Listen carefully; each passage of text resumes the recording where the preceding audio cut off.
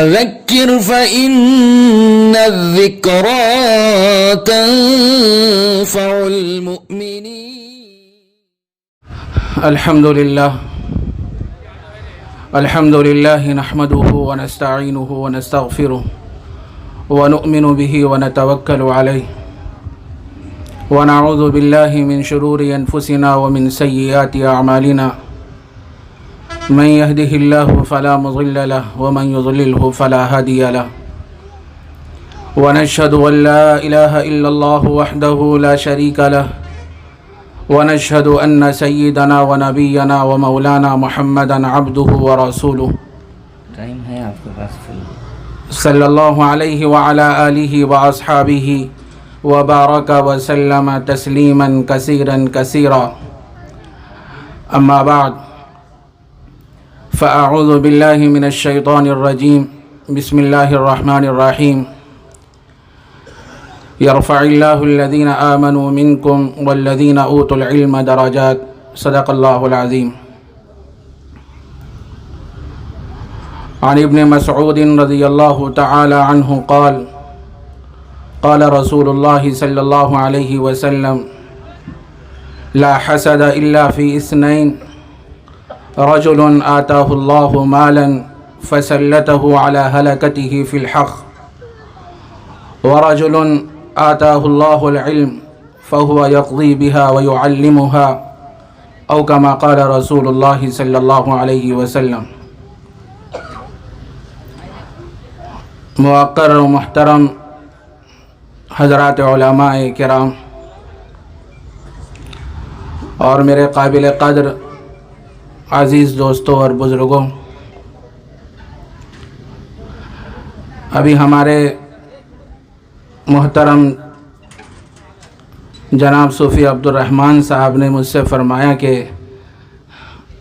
آپ کے پاس وقت ہے بولنے کے لیے، تفصیل سے بولیے، لیکن آپ حضرات جانتے ہیں ماشاءاللہ ہمارے تلنگانہ کے اکابر علماء کرام اسٹیج پہ تشریف فرما ہیں، بحر العلوم، علوم کے سمندر یہاں تشریف فرما ہیں، ایسے ایسے کبار اور ایسے ایسے بڑے بڑے علماء یہاں تشریف فرما ہوں اور زبان سے کوئی بات نکلے، یہ کیسے ممکن ہو سکتا ہے؟ اس وقت مجھ پہ ایک کیفیت طاری ہے کہ میں کیسے زبان سے کچھ الفاظ ادا کروں، ایک علمی رعب مجھ پہ طاری ہے۔ بہرحال ان حضرات کی توجہات اگر میرے شامل حال رہیں گی تو میں کچھ بول سکوں گا اور یہ بڑے حضرات میری اصلاح بھی فرمائیں گے۔ میرے عزیز دوستوں بزرگوں، ابھی جو حدیث شریف پڑھی گئی ہے، اس حدیث میں دو جہاں کے سردار سید الاولین والآخرین محبوب رب العالمین سیدنا حضرت محمد الرسول اللہ صلی اللہ علیہ وسلم نے یہ بات ارشاد فرمائی کہ اس دنیا میں دو ہی انسان ایسے ہیں جو قابل رشک ہیں، اس کائنات میں دو ہی انسان ایسے ہیں جو قابل رشک ہیں۔ ہم یہ تمنا کر سکتے ہیں، یہ کوشش کر سکتے ہیں کہ ہم بھی ان کے جیسے بن جائیں۔ نبی کریم صلی اللہ علیہ وسلم نے فرمایا کہ پہلا شخص وہ ہے رجل آتاہ اللہ مالا فسلتہ علی ہلکتہ فی الحق، ایک وہ شخص جس کو اللہ نے مال عطا فرمایا، مال کی فراوانی عطا فرمائی، اور وہ شخص راہ حق میں اور حق مصارف میں اور دینی کاموں میں اللہ کے دیے ہوئے مال کو خرچ کرتا ہے، یہ شخص قابل رشک ہے۔ ہم کو ایسے شخص پر رشک کرنا چاہیے، دعا کرتے رہنا چاہیے کہ اللہ مجھے بھی ایسے ہی بنا دے، مجھے بھی مالدار بنا دے۔ اگر میں مالدار بن جاؤں گا تو میں بھی ان کے جیسا اعمال صالحہ کروں گا، اللہ کے راستے میں مال خرچ کروں گا، اور جو میری استطاعت کے مطابق جو کچھ مجھ سے ہو سکتا ہے وہ میں انفاق فی سبیل اللہ کروں گا۔ میرے عزیز دوستو بزرگوں، دنیا میں بہت سے حضرات ایسے ہیں جن کو اللہ نے مال کی فراوانی عطا فرمائی ہے، کروڑوں روپے ان کے پاس ہوتے ہیں، لیکن دینی کاموں میں، دینی اعمال میں، اچھے کاموں میں اور مدارس کی خدمت میں، مساجد کی خدمت میں ان کا پیسہ نہیں لگتا، اور کروڑوں روپے اپنی خواہش پہ خرچ کر دیتے ہیں، اپنے بچوں کی خواہش پہ خرچ کر دیتے ہیں، اور لاکھوں کروڑوں روپے دواخانوں کی نظر کر دیتے ہیں، لیکن کبھی ان کو یہ توفیق نہیں ملتی الا ماشاءاللہ کسی مدرسے کا تعاون کریں، کسی مدرسے کی تعمیر میں حصہ لیں، کسی جگہ مسجد کی ضرورت ہے تو وہاں مسجد بنائیں۔ بہت کم لوگ ہیں جن کو یہ توفیق ملتی ہے۔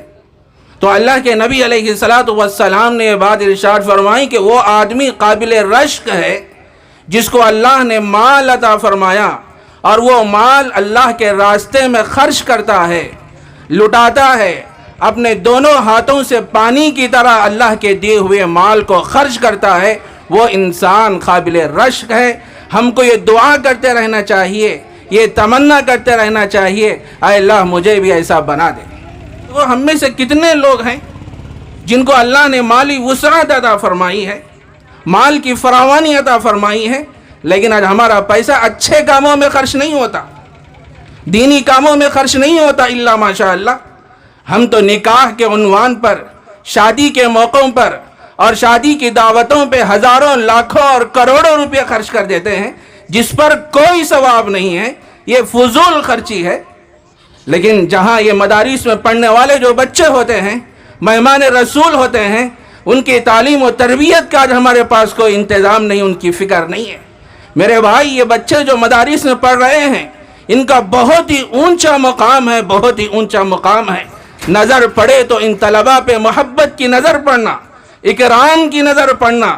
اگر ہم سے کچھ نہیں ہو سکتا تو کوئی بات نہیں، جب بھی کسی عالم دین کو دیکھو، کسی حافظ قرآن کو دیکھو، کسی مسجد میں خدمت کرنے والے کو دیکھو، کسی مؤذن کو دیکھو اور کسی امام کو دیکھو تو کم از کم اتنا تو کرو کہ محبت کی نظر تو ڈالو۔ محبت کی نظر ڈالنا بھی ثواب ہے۔ کچھ بھی نہیں ہو سکتا تو کوئی بات نہیں۔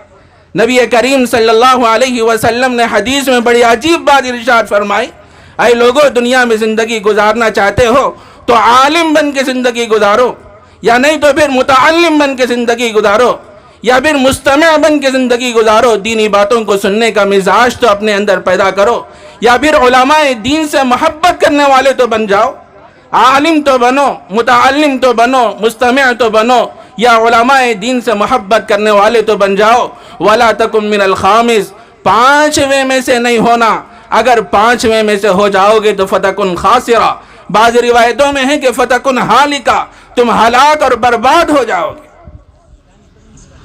تو پہلا شخص جو قابل رشک ہے وہ شخص ہے جس کو اللہ نے مال عطا فرمایا اور وہ مال اللہ کے راستے میں خرچ کرتا ہے۔ دوسرا شخص جو اللہ کے نبی علیہ السلام نے فرمایا، وہ شخص جس کو اللہ نے قرآن کا علم عطا فرمایا، دین کا علم عطا فرمایا، حافظ قرآن ہے، عالم دین ہے، مفتی ہے، محدث ہے، مفسر ہے، اللہ نے اس کو شریعت کا علم عطا فرمایا ہے اور وہ اس کے ذریعے سے فیصلہ کرتا ہے اور لوگوں کو دین کی تعلیم دیتا ہے، بھٹکے ہوئے لوگوں کو راہ راست پر لانے کی فکریں اور کوششیں کرتا ہے، تو ایسا شخص بھی قابل رشک ہے۔ اس کو دیکھ کے دعا کرتے رہنا چاہیے اور دل میں یہ تمنا، یہ آرزو اور اپنے دل میں یہ جذبات ہونے چاہیے، اے اللہ مجھے بھی ایسا بنا دے۔ اگر ہم سے عالم بننا نہیں ہو سکتا، حافظ بننا نہیں ہو سکتا، تو ہمارے خاندان میں جو بچے ہیں، چھوٹے چھوٹے بچے ہیں، کم عمر بچے ہیں، اپنے خاندان میں سے کسی نہ کسی ایک بچے کو تو ضرور حافظ قرآن بنائیے۔ یہ کام تو ہم سے ہو سکتا ہے میرے بھائی۔ ہم اپنی مصروفیت کے باوجود کچھ نہیں کر سکتے تو کوئی بات نہیں، اپنے خاندان میں سے کسی نہ کسی ایک بچے کو ضرور حافظ قرآن بنائیے۔ ان طلباء کو محبت کی نظر سے دیکھیے۔ سلطان العارفین حضرت شاہ صوفی غلام محمد صاحب نور اللہ مرقدہ فرمایا کرتے تھے، اے لوگو، علماء کرام کا، حفاظ عظام کا کو جب دیکھو تو محبت کی نظر سے دیکھو، اس کا نتیجہ یہ ہوگا کہ اللہ تبارک و تعالی تمہارے خاندان میں، تمہارے نسلوں میں کسی نہ کسی بچے کو ضرور حافظ قرآن بنائیں گے۔ محبت سے دیکھنے کا نتیجہ یہ ہوگا کہ اللہ تبارک و تعالیٰ تمہارے خاندان میں، تمہارے نسلوں میں کسی نہ کسی بچے کو ضرور حافظ قرآن بنائیں۔ یہ کتنا بڑا کام کر رہے ہیں یہاں پہ یہ مدارس والے، اور خاص کر یہ نارائن پیٹ کا جو مدرسہ ہے دارالعلوم صوفیہ کے نام سے، یہاں 10 طلبہ فارغ ہوئے ہیں۔ یہ کتنا عظیم الشان کام ہے، 30 پارے ان بچوں کے سینوں میں محفوظ ہو گئے۔ ارے یہ وہ کلام ہے، وہ گراں قدر کلام ہے جس کلام کو اٹھانے کی نہ پہاڑوں میں طاقت ہے، نہ زمین میں طاقت ہے، نہ آسمان میں طاقت ہے۔ ایسا وزنی کلام یہ چھوٹے چھوٹے بچوں کے سینوں میں محفوظ ہو گیا۔ إِنَّا عَرَضْنَا الْأَمَانَةَ عَلَى السَّمَاوَاتِ وَالْأَرْضِ وَالْجِبَالِ فَأَبَيْنَ أَن يَحْمِلْنَهَا وَأَشْفَقْنَ مِنْهَا وَحَمَلَهَا الْإِنسَانُ إِنَّهُ كَانَ ظَلُومًا جَهُولًا۔ ہم نے اس قرآن کو آسمان اور زمین اور پہاڑوں پہ پیش کیا، ہر ایک نے اس کے لینے سے اٹھانے سے انکار کر دیا۔ وَحَمَلَهَا الْإِنسَانُ، انسان نے اس کو اٹھایا۔ کون سا انسان؟ وہ عظیم ہستی جن کے صدقے میں اللہ نے اس کائنات کو وجود بخشا، وہ ہے دو جہاں کے سردار سیدنا حضرت محمد رسول اللہ صلی اللہ علیہ وسلم کی ذات گرامی۔ اللہ تبارک و تعالیٰ نے نبی اکرم صلی اللہ علیہ وسلم کے قلب اطہر کو اس طرح بنایا تھا کہ نزول قرآن مجید کے لیے حضور اکرم صلی اللہ علیہ وسلم کے سینے کا انتخاب فرمایا۔ یہی وجہ ہے حضرت عائشہ صدیقہ رضی اللہ تعالیٰ عنہ بیان فرماتی ہیں کہ ایک مرتبہ نبی اکرم صلی اللہ علیہ وسلم کا سر مبارک میری گود میں تھا، ایک دم سے کچھ آیتوں کا نزول ہونے لگا، وحی اترنے لگی اللہ کے نبی علیہ السلام پر، تو مجھے ایسا محسوس ہوا کہ میرے پیروں پہ پہاڑ رکھ دیا گیا ہے۔ یہ اتنا وزنی کلام ہے میرے بھائی، اتنا ثقالت سے بھرا ہوا یہ کلام، یہ مدارس میں پڑھنے والے چھوٹے چھوٹے بچوں کے سینوں میں آ گیا۔ کتنا اونچا ان کا مقام ہے۔ جس طرح ہم قرآن مجید کو محبت کی نظر سے دیکھتے ہیں، اور وہ قرآن جس کے سینے میں جب آ جاتا ہے اس کو دیکھیں تو بھی محبت کی نظر سے دیکھیں۔ یہ صاحب قرآن ہے، نظر پڑے تو محبت کی نظر پڑنا ان طلبہ پہ۔ اور یہ طلبہ ابھی بات سامنے آئی، یہ طلبہ بھوکے نہیں رہتے۔ مشاہدہ ہے، آپ حضرت مولانا حمید الدین عاقل صاحب رحمۃ اللہ علیہ فرمایا کرتے تھے، اکثر جلسوں کے موقع پہ فرمایا کرتے تھے، بہت سے انجینئر اور بہت سے عصری تعلیم میں پڑھنے والے اور بڑی بڑی ڈگریاں حاصل کرنے والے ایسے لوگ مل جائیں گے جو ایک ایک وقت کھانے کے محتاج ہیں، لیکن آپ کسی دینی مدرسے میں پڑھنے والے بچے کو، عالم کو، حافظ کو، محدث کو، مفسر کو کبھی بھوکا آپ نہیں دیکھیں گے۔ یہ قرآن کی برکت ہے، یہ علم کی برکت ہے، یہ عظیم الشان کلام جس کے سینے میں آ جائے کیا اللہ اس حافظ کو بھوکا رکھیں گے؟ ایسا ہو ہی نہیں سکتا میرے بھائی، ایسا ہو ہی نہیں سکتا۔ قدر کرو ان علماء کی، بڑے بڑے علماء اٹھتے جا رہے ہیں ہمارے شہروں سے۔ یہ اکابر جو ہمارے پاس موجود ہیں ان کو محبت کی نظر سے دیکھو، اکرام کی نظر سے دیکھو، ان کی قدر کرو، پھر یہ چلے جائیں گے تو میرے بھائی اس کے بعد ہم آنکھوں سے دو آنسو روا کرتے ہیں، اس سے کچھ نہیں ہوتا۔ زندگی میں قدر کر لو ان علماء کرام کی۔ تو بہرحال نبی کریم صلی اللہ علیہ وسلم نے حدیث میں جو بات ارشاد فرمائی، دو آدمی قابل رشک ہیں، ایک وہ آدمی جس کو اللہ نے مال عطا فرمایا اور وہ اس مال کو اللہ کے راستے میں خرچ کرتا ہے، اللہ کے دیے ہوئے مال کو دینی کاموں میں اور دینی مدارس کی تعمیر میں اور اچھے کاموں میں، فلاحی کاموں میں، مساجد کی تعمیر میں اس پیسے کو خرچ کرتا ہے، وہ انسان قابل رشک ہے۔ دوسرا انسان وہ شخص ہے جس کو اللہ نے دین عطا فرمایا، علم عطا فرمایا، حافظ قرآن ہے، عالم دین ہے، اور وہ اس کے ذریعے سے فیصلے کرتا ہے، لوگوں کو علم دین کی تعلیم دیتا ہے، اور اس کے ذریعے سے بچے راہ راست پر آتے ہیں، دین کی طرف آتے ہیں، شریعت کی طرف آتے ہیں، اور اپنی زندگیوں میں انقلاب پیدا کرتے ہیں۔ یہ آدمی بھی قابل رشک ہے۔ ان دونوں پہ نظر پڑے تو دعا کرتے رہنا، اے اللہ ہمیں بھی ایسا ہی بنا دے۔ اس کائنات میں دو ہی انسان ہیں جو قابل رشک ہے۔ بہرحال اس موقع پر میں سب سے پہلے دارالعلوم صوفیہ نارائن پیٹ کے ذمہ دار اور ناظم حافظ عبدالرحمن صاحب کو میں مبارکباد پیش کرتا ہوں۔ ماشاءاللہ ان کے زیر انتظام اس مدرسے میں اس وقت 10 طلبہ حفظ قرآن کی تکمیل کیے ہیں اور ان کی دستار بندی ہوگی۔ یہ کتنے ہمارے لیے اعزاز کی بات ہے میرے بھائی، خصوصاً نارائن پیٹ کے لیے 10 طلبہ یہاں سے فارغ ہوئے ہیں، بہت بڑی بات ہے۔ اور اسی طرح اس مدرسے کے ذمہ دار محترم جناب صوفی عبد الرحمن صاحب، ان کو مبارکباد پیش کرتا ہوں، اور ان طلباء کے والدین، ان کے رشتہ دار اور ان کے دوست احباب کے حق میں ہدیہ تبریک پیش کرتا ہوں کہ آپ اپنے بچوں کو یہاں بھیجیں، وہ زیور علم سے آراستہ ہوئے اور اپنے سینے میں اللہ اور اللہ کے کلام کو محفوظ کیے۔ میں ان تمامی حضرات کی خدمت میں ہدیہ تبریک پیش کرتا ہوں۔